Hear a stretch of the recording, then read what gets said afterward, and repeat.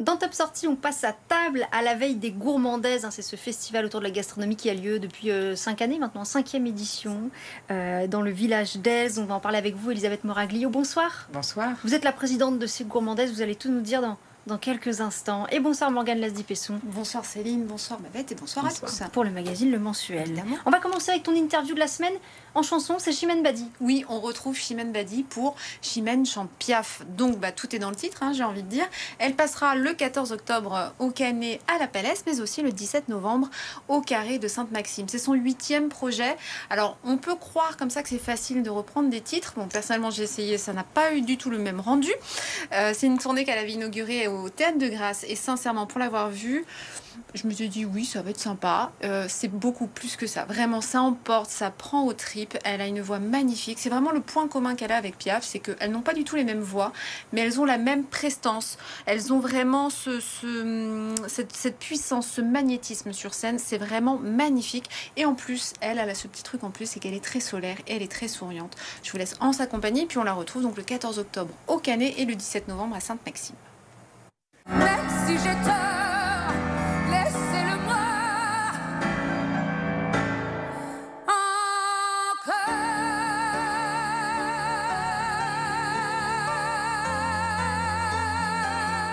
J'ai envie de dire que c'est un concert un peu théâtral, quoi. C'est un spectacle un peu théâtral. Mais c'était ce que j'avais pensé et réfléchi pour ce show. C'était important pour moi de la raconter sans non plus trop en faire.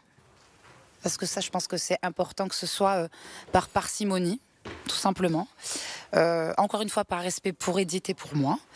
Et l'idée, c'était de fusionner ensemble autour de ces œuvres qui sont les siennes, mais que je me suis quand même approprié un peu, voire beaucoup, parce que je les aime et parce que je pense que je suis sûre que si elle était encore de ce monde, elle me les prêterait pour les chanter.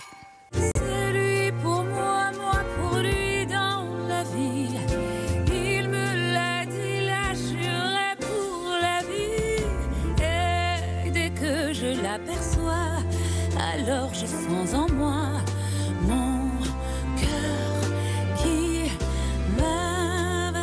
Une merveilleuse aventure qui débute. Je suis contente d'avoir pu commencer ici à Grasse. Symboliquement, c'était vraiment fort pour moi. Et je pense que c'est toute cette émotion aussi qui était bien présente. C'était aussi par rapport à tout ça. Et oui, on part, Edith et moi, en tournée. Voilà, c'est ça, c'est ce que j'ai envie de dire. On part, Edith et moi, en tournée. On va vivre une aventure. Je veux lui rendre hommage le plus longtemps possible et le mieux possible. Et elle le mérite, en fait. C'est une artiste qui le mérite. C'est la plus grande, je l'ai dit. C'est celle qui a su convaincre... bien des cœurs au-delà des frontières, des cœurs de publics différents. Et ça, on l'aime partout. On l'aime dans le monde entier. Et elle mérite qu'on la mette à l'honneur. Voilà, tout simplement. Et moi, j'ai décidé de le faire, en tout cas.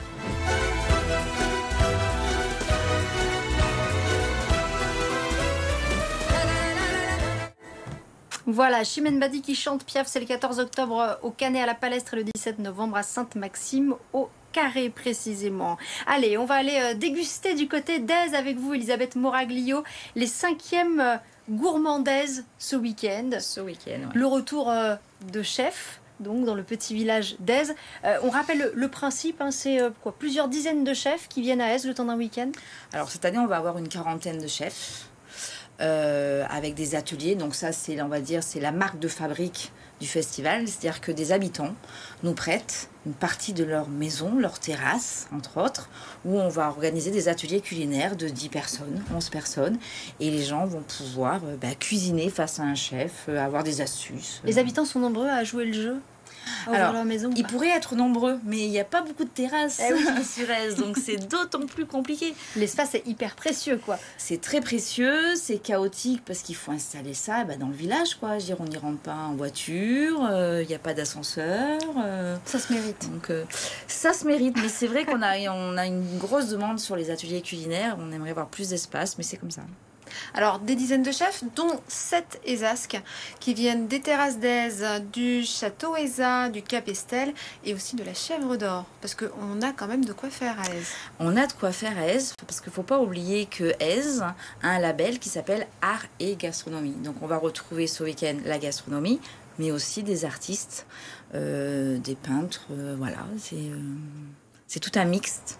Des gens du petit écran aussi. Ouais. C'est une grande fête populaire pour nous. On aura Stéphane Blancafort, Stéphanie Pareja, Stéphane Hénon aussi. Oui, qui est un habitué. De Plus belle la vie. Oui, mais bon, j'ai capté que ceux qui sont venus reviennent, bizarrement. Ah, c'est difficile. C'est-à-dire qu'on mange très bien. C'est super compliqué, ça. Et alors, pour l'aspect un peu pratique, comment on participe aux ateliers? Alors, est-ce que tout le monde peut venir? Est-ce qu'il faut s'inscrire? Comment ça se passe? Alors, où c'est compliqué, c'est que les ateliers sont mis en ligne, c'est via le site internet des Gourmandaises. Donc, il y a les ateliers, il y a la soirée de gala samedi soir. Mais tout est complet très vite. C'est-à-dire qu'on a mis en ligne il y a 10 jours uniquement, parce que pour nous c'était déjà très tard, mettre en ligne la billetterie. Et en l'espace de même pas 5 jours, on était déjà complet. Dont la problématique de trouver d'autres lieux pour faire des ateliers. Tout est complet. Sur les ateliers, il reste quelques places. Il faut vraiment y aller, terminer. J'ai bien peur que si vous arrivez demain matin pour prendre des billets, ça va être un peu compliqué. Donc si on vient à Aise demain se balader, on ne pourra pas du tout participer aux ateliers? Si. Ou est-ce qu'on pourra, Vous avez les ateliers, mais il n'y a pas que des ateliers. Vous avez déjà...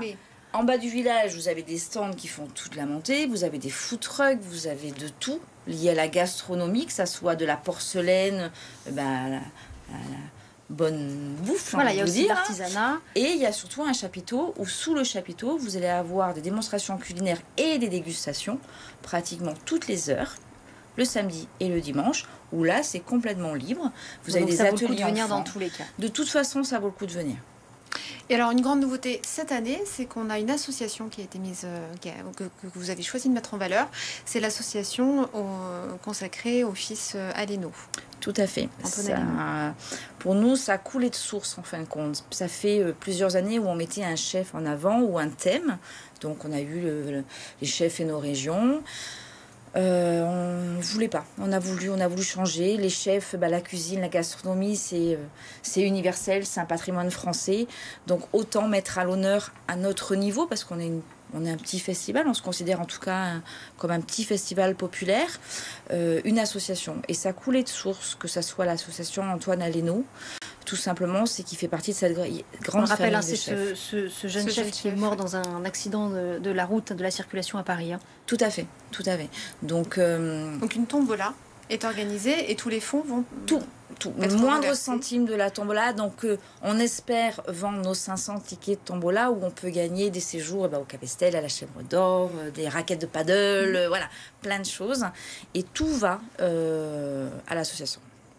Donc on peut venir aux Gourmandaises tout le week-end, se faire plaisir, mais aussi faire une bonne action en finançant cette association. Merci beaucoup Elisabeth Moraglio d'être venue nous voir. On va passer à l'agenda du week-end.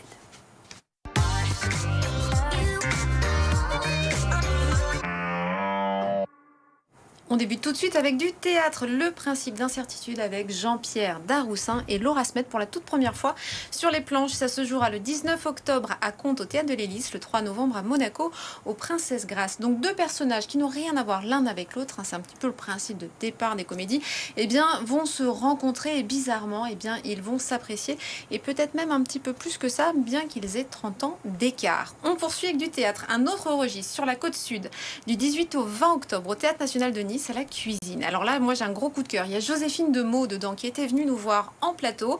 Elle revient dans une nouvelle pièce. Donc on est en Norvège pour les vacances d'été, une famille, tout va bien, dans une petite maison au bord du lac, c'est plein de charme. Et bizarrement, tout va s'enrayer quand le temps, va déconner. Désolée pour voilà. En fait, ils vont revivre des bribes de la journée encore et encore. Et puis au bout d'un moment, le vernis va craquer. Un spectacle, alors là, complètement hybride, spécial, original. Il y a très peu de termes pour le définir. C'est Fred Blin. A-t-on toujours raison? Oui. Which are you? Désolée pour mon anglais. 21 octobre au Théâtre de Grasse. Alors lui, c'est un artiste complet. On lui doit entre autres les Chiches Capons qui sévissent depuis 20 ans sur scène. Il a été formé aux arts du cirque. Il touche à tout. C'est un comédien. C'est la première fois qu'il est seul en scène. Il va débarquer visage pâle, talqué, avec des sabots suédois. Que je ne dise pas de bêtises, une perruque brune d'actrice hollywoodienne. C'est décalé, c'est burlesque, c'est absurde et c'est fin et intelligent. Il nous invite au théâtre. Merci beaucoup Morgane et à la semaine prochaine.